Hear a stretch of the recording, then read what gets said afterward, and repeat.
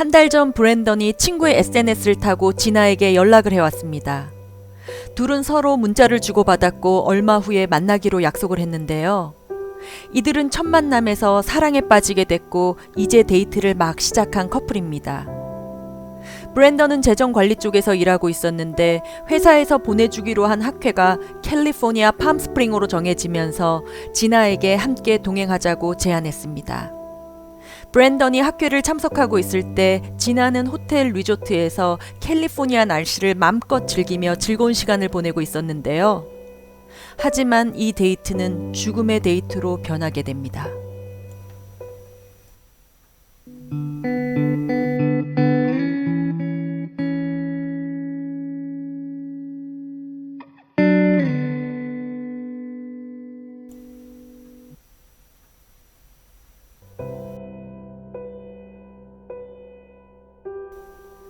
학회가 끝나고 돌아온 브랜던은 진아와 호텔 근처 샌 자신토산으로 투어를 가기로 합니다.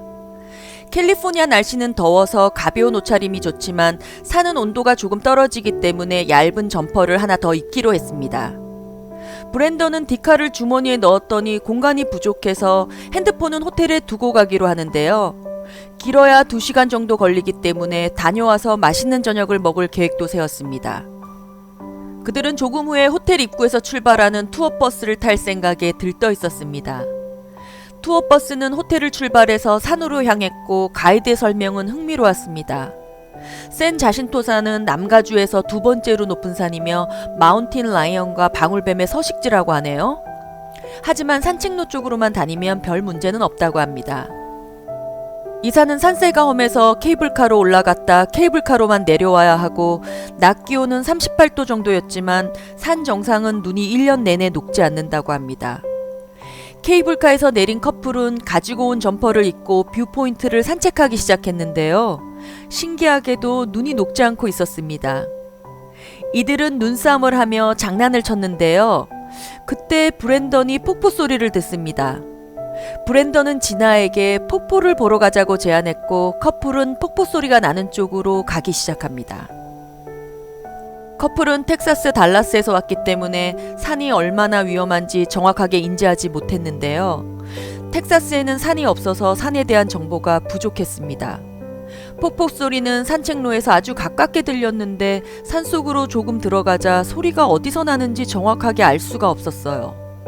커플은 폭포를 찾아 더 깊은 산속으로 들어가게 됩니다. 이리저리 헤매다 결국 폭포를 찾게 되는데요. 소리와는 달리 그냥 물이 조금 떨어지는 정도였습니다. 산의 울림이 큰 소리를 만들어낸 모양입니다.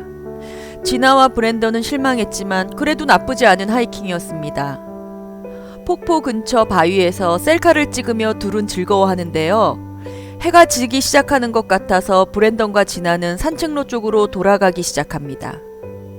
사람들의 웅성거리는 소리가 들려서 그쪽으로 걷기 시작했지만 도무지 산책로가 나오지 않았습니다. 진아는 점점 추워지기 시작했어요. 시계를 보니 투어팀이 자유시간을 끝내고 만나기로 한 시간이 10분 남았습니다. 커플은 마음이 급해지기 시작했어요. 숲을 이리저리 걸으면서 산책로를 찾기 시작했는데 여전히 다른 투어 온 사람들의 웅성거림은 들렸는데 도무지 어느 쪽인지 알 수가 없었습니다. 소리가 나는 쪽으로 계속 걸어갔는데 어느 순간 더 이상 사람들의 소리가 들리지 않았습니다. 같은 시각 투어팀은 버스에 탑승을 시작했습니다. 진아와 브랜던은 뭔가 잘못됐다는 것을 깨달았고 이제 만난 지 얼마 안 되는 커플은 서로를 진심으로 사랑하는지 테스트할 때가 된 것 같습니다. 브랜던은 진아 앞에서 불안한 모습을 보이고 싶지 않아서 계속 길을 찾아서 산을 이리저리 헤맸지만 이제 어쩔 수 없어진 브랜던은 소리를 지르면서 도움을 청했습니다. 그러나 아무런 응답이 없었습니다. 투어 가이드는 돌아오지 않는 커플을 계속 기다릴 수 없었고 젊은 커플이기 때문에 택시를 타고 산을 내려올 것이라고 생각한 가이드는 버스를 출발시켜 호텔로 돌아갑니다.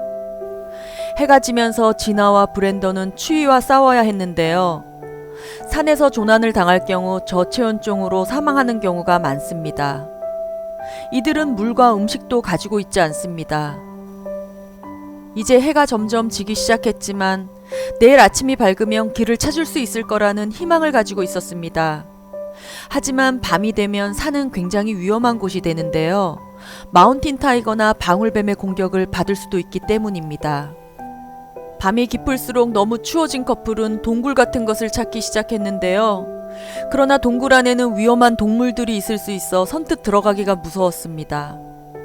브랜던은 디카가 있다는 것을 깨닫고 디카의 플래시를 켜고 동굴을 향해 사진을 찍었습니다.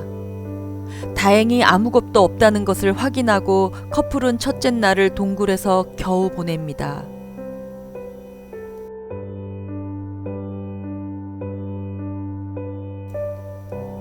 동굴에서 아침을 맞이한 진아는 걱정이 됐는데요. 이제 막 만나기 시작한 남자친구에게 화장도 안 하고 이도 닦지 않는 모습을 보여주는 게 부끄러웠습니다. 같은 시각 브랜던은 오늘은 어떻게든 이곳을 나가야 한다는 생각뿐이었습니다. 새로운 여자친구를 계속 힘들게 할 수는 없었습니다. 폭포를 보러 가자고 한 것도 자신이기 때문에 머릿속이 너무 복잡했습니다. 그래도 어제 투어 가이드는 자신들이 없어졌다는 걸 알고 있고 오늘 저녁은 회사 만찬이 있는데 그곳에 자신이 나타나지 않으면 늦어도 오늘 밤에는 회사에서 실종 신고를 할 거라고 예상했습니다. 하지만 투어 가이드는 그들이 택시를 타고 산을 내려올 거라고 예상했고 회사 만찬은 사람들이 너무 많아서 브랜던이 참석하지 않은 걸 아무도 몰랐습니다. 가족들 역시 이들이 여행을 끝나고 돌아오는 날이 아직 안 됐기 때문에 이들의 실종을 알아채지 못했습니다. 이들은 우선 최대한 높은 곳으로 올라가기로 결정했습니다. 아무것도 보이지 않아 어디가 어딘지 알 수가 없었기 때문입니다. 산 위에 겨우 도착한 그들은 절망할 수밖에 없었는데요. 온통 산과 나무뿐이었습니다. 이제 지나와 브랜던은 자신들이 산 뒤쪽으로 넘어와 있다는 걸 알 수 있었어요. 산 위쪽에서 내려다보니 그들은 강이 보였고 강을 따라서 내려가는 게 제일 좋을 듯 했습니다. 하지만 산에서 가깝게 보이는 곳이 얼마나 먼 곳인지는 인지하지 못한 듯합니다. 강으로 내려가는 길은 너무 가팔라서 거의 굴러가다시피 내려갔습니다. 겨우겨우 강에 도착한 그들은 24시간 만에 물을 마실 수가 있었습니다. 물을 마신 뒤 강을 따라서 계속 산 아래쪽으로 내려갔는데요. 강물에 빠지면 저체온증으로 위험하기 때문에 쓰러진 나무 위를 밟으면서 내려가고 있었습니다. 그런데 한 나무가 브랜던의 무게를 이기지 못하고 부러지면서 브랜던이 강물에 빠졌습니다. 이는 매우 위험한 상황이기 때문에 진아는 재빨리 브랜던의 신발과 양말을 벗기고 그 위에 앉아서 발에 동상이 걸리지 않게 합니다.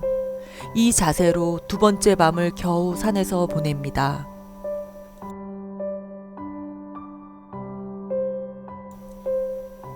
(3일째) 아침이 밝았지만 우선 브랜던의 운동화가 더 말라야 되기 때문에 조금 늦게 강을 따라서 내려가기 시작했습니다.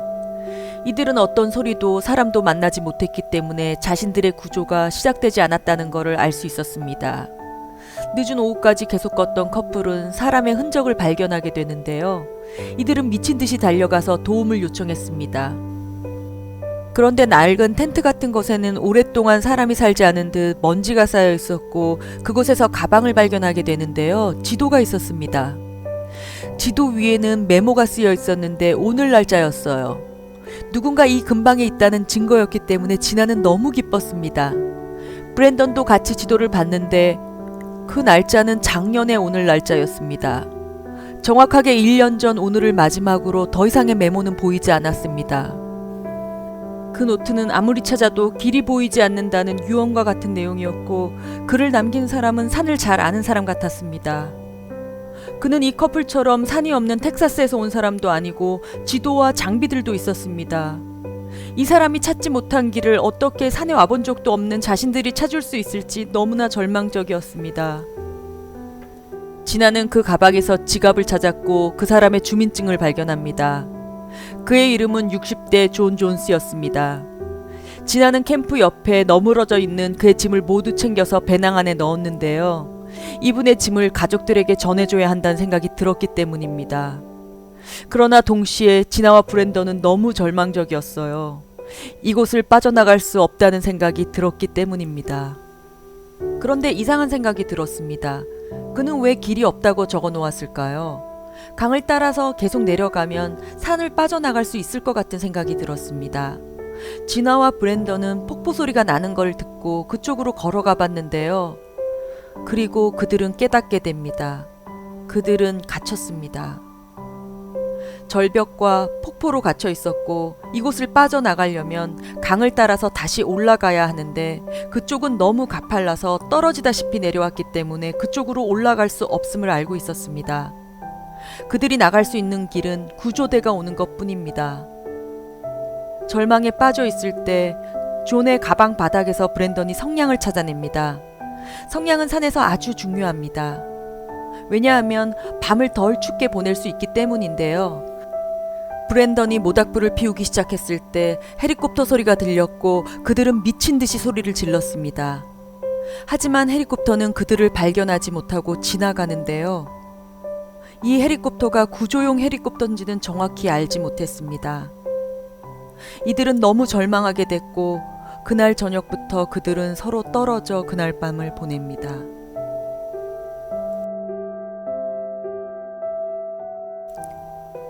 또 하루가 지났습니다. 이제 이들은 신체적으로 너무 약해져 있었습니다.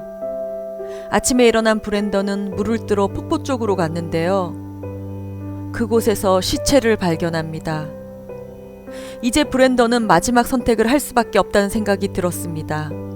산에 불을 지르기로 결심합니다.